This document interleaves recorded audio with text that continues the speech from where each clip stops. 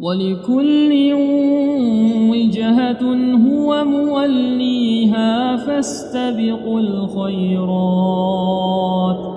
أينما تكونوا يأت بكم الله جميعا إن الله على كل شيء قدير. Assalamualaikum warahmatullahi wabarakatuh dan salam sejahtera. Syukur alhamdulillah kepada Allah Subhanahu wa taala dan terima kasih banyak-banyak saya ucapkan kepada kalian semua yang hadir menonton kisah seram alam jin. Saya tak nak buang masa sebab kisahnya agak panjang.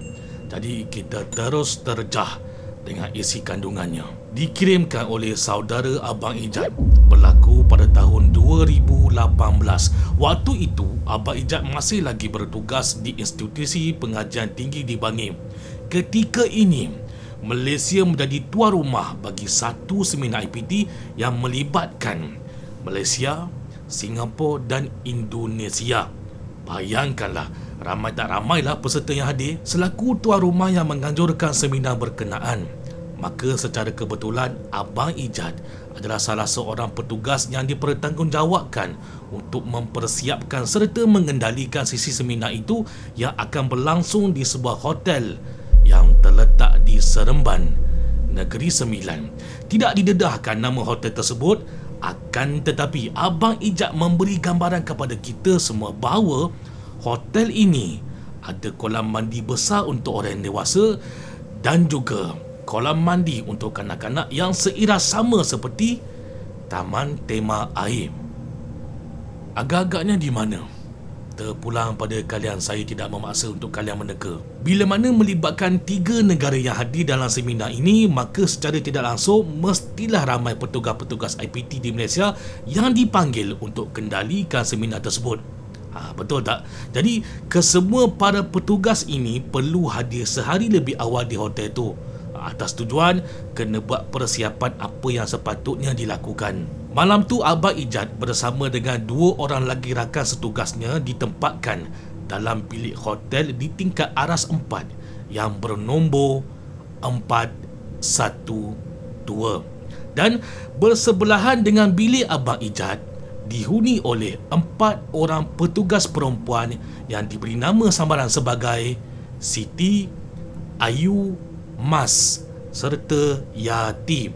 Bilik hotel yang mereka menginap malam itu adalah bernombor 410, betul-betul sebelah bilik Abang Ijat. Maka di sinilah bermulanya kisah gangguan berkenaan. Mari kita ketahui dengan lebih lanjut.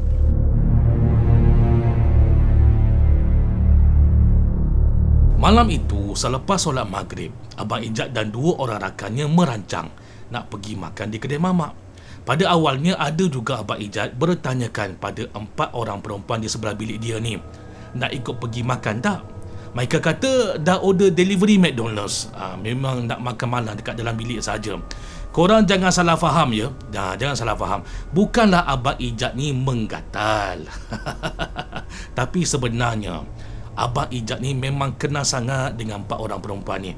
Sebab mereka ni daripada IPT Bangi yang sama dengan Abang Ijat. Abang Ijat kata dia dah anggap mereka ni adik-adik je sebab muda lagi berbanding dengan Abang Ijat yang sudah berusia. Sebelum itu, dengar sini baik-baik. Ini poin penting. Sila dengar baik-baik. Bilik 410 dan bilik 412 balkoninya menghadap kawasan parking di hotel tu. Keluasan parking tu dianggarkan boleh memuatkan sebanyak 200 buah kereta. Memang luas ya parking ni. Manakala bersebelahan dengan kawasan parking ni pula ada hutan-hutan yang tak berapa tebal dan juga boleh dilihat ada beberapa rumah banglo elit yang serba mewah. Balkoni, parking, sedikit hutan dan banglo-banglo mewah. Ingat tu. Berbalik pada Abang Ijat, selepas pulang daripada makan malam di kedai mamak, mereka ni dekat lobi perasan tau. 4 orang perempuan ni tengah duduk dekat lobi lah pula. Tadi bukan kata nak makan McDonald dalam bilik ke? Keadaan mereka ni, kata Abang Ijat, nampak sugul dengan pakaian yang tak berapa semenggah. Maksudnya mereka duduk termenung dengan pakaian yang kurang kemas macam serabut. Abang Ijat saja bertanya sambil bergurau, "Hampa berempat ni ada persembahan teater ke? Dah habis ke makan McDonald dalam bilik?" Sepatah haram pun mereka perempuan ni tak menjawab dengan gurauan yang diajukan oleh Abang Ijat. Tak apalah, mungkin mereka ni tengah bad mood agak-agak ni. Datang bulan ke 4 orang perempuan ni. Kebetulan waktu itu bos mesej minta semua para staf datang ke bilik urus setia sebab bos besar ada belanja makan sate. Jadi Abang Ijat pun arahkan 4 orang perempuan ni untuk turut serta masuk ke bilik urus setia sebab bos panggil nak makan sate. Kesemua para petugas staf dan juga bos-bos ni menjamu makan sate. Kecuali Abang Ijat perhatikan 4 orang perempuan ni tak sentuh pun sate tu. Bukan itu je, berbual pun tidak. Tak bersembang langsung. Senyap je. Udah kenapa ni? Nampak macam ada masalah je. Tak lama selepas itu, mereka ini meminta kepada salah seorang bos kecil untuk temankan mereka pulang balik ke bilik sekejap. Sebab katanya nak tukar baju yang lebih kemas dan elok. Kenapa digelar bos kecil? Sebab antara banyak-banyak bos ni, bos kecil inilah yang paling muda usianya. Kebetulan bos kecil ini perempuan dan memang rapat dengan para petugas perempuan yang lain. Usia muda lebih kurang sama, tapi pangkat dia yang berbeza. Jadi bos kecil ni pun temankanlah mereka berempat ni naik ke atas bilik 410 untuk tukar pakaian. Tak lama selepas itu, tiba-tiba walkie-talkie Abang Ijat berbunyi. Terdengar suara bos kecil. Bos kecil meminta Abang Ijat dan 2 orang lagi rakannya untuk segera naik ke tingkat 4 bilik 410 sebab ada emergency katanya. Apa lagi? Berlari kelang kelibutlah Abang Ijat naik ke atas. Sesampai di dalam bilik 410, Abang Ijat nampak bos kecil tengah tenteramkan 4 orang perempuan ni yang sedang menangis. Sudah ada hantu ke, fikir Abang Ijat. Abang Ijat telefonlah seorang pensyarah yang agak tua usianya. Pensyarah tu pun naik hadir ke bilik 410, kemudian dibacakan dengan surah-surah Al-Quran bagi menangani situasi tersebut.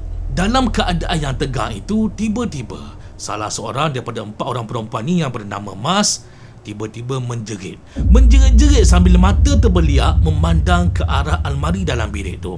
Bila ditanya kenapa, Mas cakap benda tu dah ada dalam almari tu. Dalam almari tu benda tu bergegar-gegar seakan-akan seperti digoncangkan oleh sesuatu di dalamnya. Walhal kami semua ni tak ada dengar apa-apa pun. Almari tu pun kami tengok elok je. Tak ada pun bergegar, tak ada pun bergoncang. Adakah hanya Mas seorang saja yang rasa dan dengar bunyi benda tu? Bos kecil bersuara. Memandangkan keadaan Mas yang tak stabil, maka bos kecil ambil keputusan supaya Mas perlu diasingkan ke bilik petugas yang lain.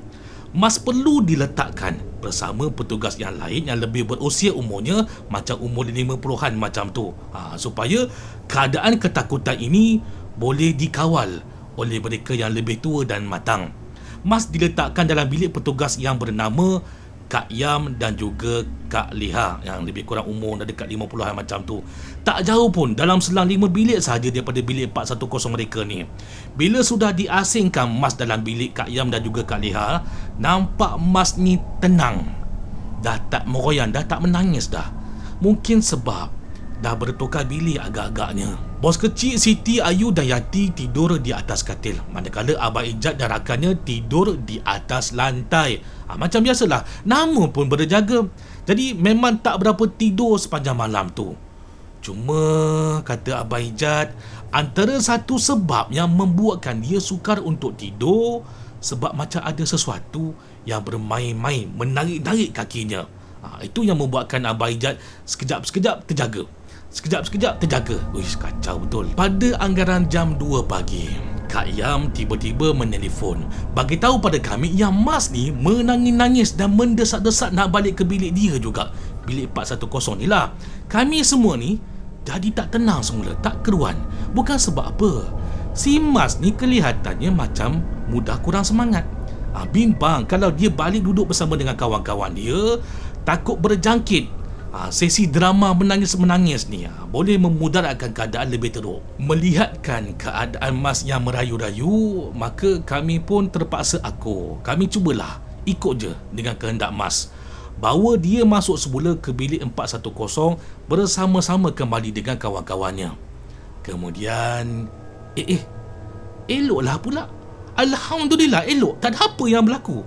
Mungkin Mas ni nak bersama dengan kawannya. Itu saja kot yang boleh buat diri dia tenang dan tenteram. Masa berlalu dengan pantas. Subuh pun dah masuk waktu. Abang Ijat dan rakannya pulang semula ke bilik 412, ke bilik asalnya lah. Solat, mandi-mandi, kemudian turun ke bawah bekerja di seminar menguruskan peserta-peserta yang hadir dari seluruh Malaysia, Singapura dan Indonesia. Alhamdulillah, seminar berjalan dengan lancar dan baik. Sehinggalah masa waktu break, tengah makan lunch, semua para petugas berkumpul dan makan bersama-sama, termasuklah Abang Ijat, bos kecil, Mas, Siti, Ayu, Yati turut berkumpul bersama-sama makan di situ. Tiba-tiba tanpa diduga, Ayu menangis. Udahlah, kenapalah pula ni? Masa Abang Ijat datang nak cuba membantu Ayu yang sedang menangis, Abang Ijat nampak kamera Ayu sudah berada di atas lantai. Mungkin terjatuh masa Ayu menangis tadi. Abang Ijat pun ambil kamera tu. Kebetulan kamera tu memang sedang siap sedia terbuka dengan ada paparan gambar di skrinnya. Abang Ijat pun tengoklah gambar tu kan. Pada mulanya nampak gambar tu macam biasa. Tetapi saudara dan saudari semua, ada sesuatu yang tidak diundang turut serta di dalam gambar berkenaan. Maka logiklah kenapa Ayu tiba-tiba menangis dan terlepas kamera tu dari genggaman tangannya. Abang Ijat tak puas hati dengan apa yang dia nampak dekat gambar tu. Kemudian dia tunjukkan gambar tu kepada salah seorang pensyarah pengajian Islam selaku mantan rektor kuis di Bangi sebelum ini. Bila pensyarah tu lihat gambar berkenaan, terus pensyarah tu bagi arahan mengejut, meminta supaya 4 orang perempuan yang bertugas tu pulang ke rumah dengan segera. Pergi balik dengan segera. Pergi dengan segera daripada hotel ni. Bimbang keadaan boleh menjadi lebih teruk dan juga parah. Kata pensyarah tu lagi, ya, memang benar penampakan di gambar itu adalah lembaga jin yang berwarna hitam. Sebelum mereka berempat, iaitu Mas, Siti, Ayu dan Yati ini bertolak pulang keluar daripada hotel tu, Mas dan 3 orang rakannya buka cerita, menceritakan apa yang dilalui oleh mereka di bilik 410 malam berkenaan. Yang dengar, yang menjadi saksi waktu ini adalah Abang Ijat, bos kecil dan beberapa staf yang lain yang kebetulan ada dekat situ. Mereka ni menjadi saksi di atas perkara kejadian yang diceritakan kembali oleh Mas dan rakan-rakannya. Intermission. Kita selami dengan lebih mendalam. Mas buka cerita. Dengar sini baik-baik. Malam sebelum seminar, malam kejadian, selepas mereka menolak ajakan daripada Abang Ijat untuk makan malam di kedai mamak, mereka pun makanlah McDonald dalam bilik. Bukan saja suka-suka nak makan McDonald, tapi mereka ada tujuan lain. Kebetulan masa ni McDonald ada buat kontes pertandingan makan McDonald sambil bergambar. Itulah sebab mereka nak makan McDonald, nak join kontes tu, makan burger sambil tangkap gambar. Pemandangan di bilik balkoni 410 ni cantik katanya. Mereka berpakat untuk makan di balkoni sambil menangkap gambar pemandangan malam tu. Biasalah, nama pun perempuan. Bila dah seronok sangat, mulut ni kadang-kadang tak ada insurans. Cakap pakai lepas saja. Siti bercakap, korang, cantik ya rumah-rumah tu. Besar-besar rumah banglo ni. Rumah siapalah agak-agaknya? Tak semena-mena Mas boleh pula menjawab dengan susunan atur perkataan yang kurang cerdik. Kata Mas, ini rumah beruk kot Siti. Tu, rumah besar-besar rumah banglo tu, rumah beruk agak-agaknya. Boleh bayangkan tak saudara dan saudari, perempuan ni bila dah seronok sakan bergelak ketawa, dia punya bunyi ketawa tu boleh kata macam bunyi mengilai tau. Betul tak? Ingat saudara dan saudari, nak bergurau tu boleh, nak bergelak ketawa tu boleh, tapi jangan terlupa tentang adab berkata-kata. Hati-hati. Kemudian Ayu pun bercakap, korang jomlah makan, lapar dah ni. Sambil kita makan nanti, kita snap lah gambar, bolehlah join kontes McDonald tu. Ayu masa ni tugas dia adalah pegang kamera, dengan posisi nak ambil gambar 3 orang lagi rakannya. Tiba-tiba mereka berempat ni dikejutkan dengan satu cahaya macam kilat dekat belakang mereka. Ditahu, mereka tergamam. Dah nak hujan dah ke? Tak apalah, mereka beranggapan mungkin ada benarnya juga, itu mesti peti agak-agak lah. Ayu pun teruskan mengambil gambar Mas, Siti dan juga Yati yang sedang mempergayakan memakan burger McDonald. Sesudah itu mereka pun makan macam biasa. Sambil tu sembang-sembang, gelak-gelak, membawang-membawang. Si Yati, kedudukan badan dan pemandangannya sedang menghadap rumah-rumah banglo mewah ni tau. Tiba-tiba entah macam mana, hasil daripada lampu-lampu jalan dan juga biasan cahaya rumah banglo ni, Yati dapat kesan sesuatu pergerakan seperti kain berwarna hitam sedang terbang naik ke atas dari lokasi salah satu rumah banglo tu. Dan dengan sekelip mata, benda yang Yati nampak seakan-akan kain hitam terapung tu terbang laju menghala ke arah balkoni mereka berempat ni. Masa ini Yati bagi tahu lah dekat member yang lain, kau nampak tak apa yang kau nampak? Tu kain hitam tu. Yati dan juga rakan-rakan yang lain tidak mendugakan ada sesuatu buruk yang bakal berlaku kepada mereka ni tahu. Sebab benda tu masa tu masih jauh. Tetapi lama kelamaan, masa benda tu semakin hampir dengan mereka, barulah mereka sedar kain hitam tu bukanlah kain hitam sebarangan. Akan tetapi ianya lebih menyerupai kepada susuk tubuh lembaga yang berwarna hitam.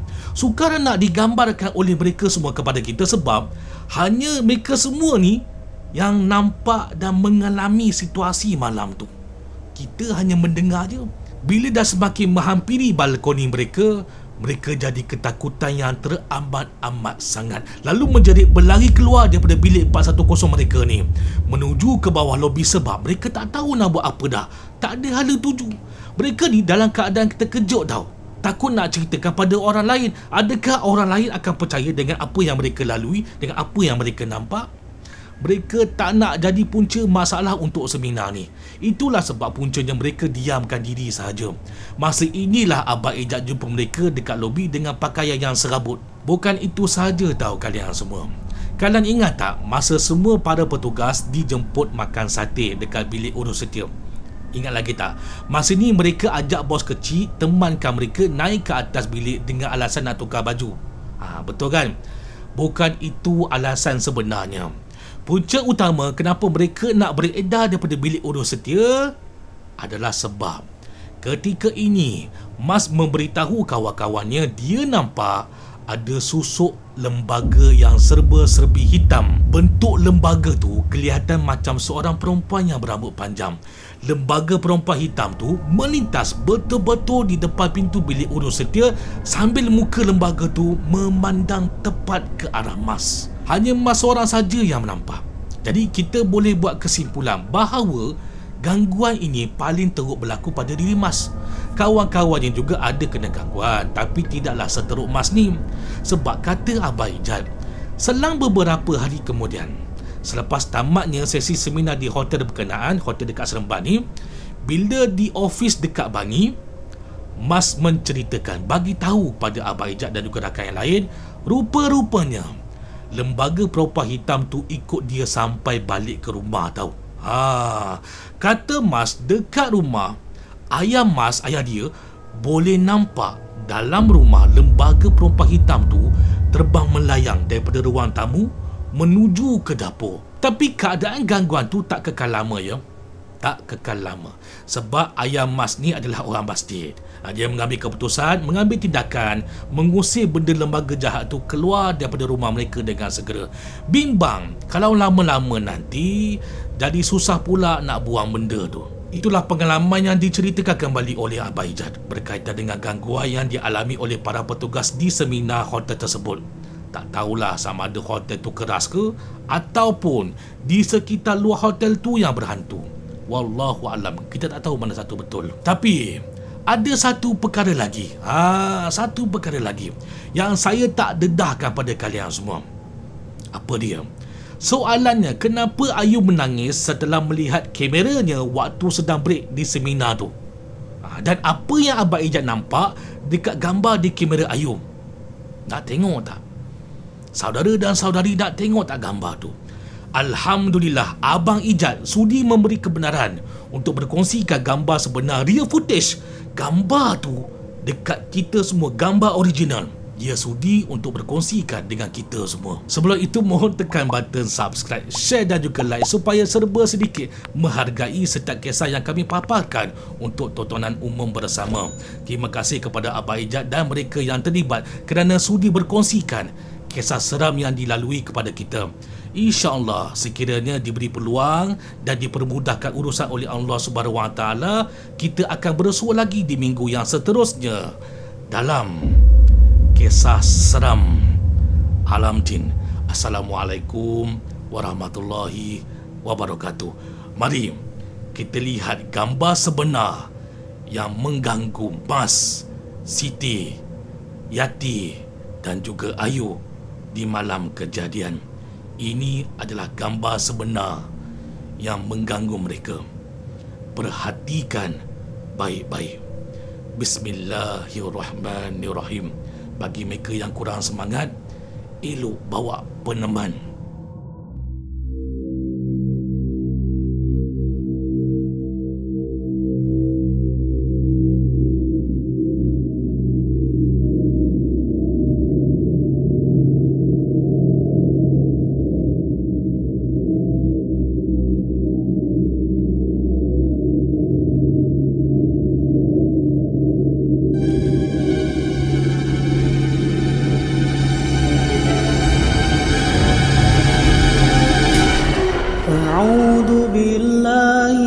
الشيطان الرجيم وننزل من القرآن ما هو شفاء ورحمة للمؤمنين ولا يزيد الظالمين إلا خسارا.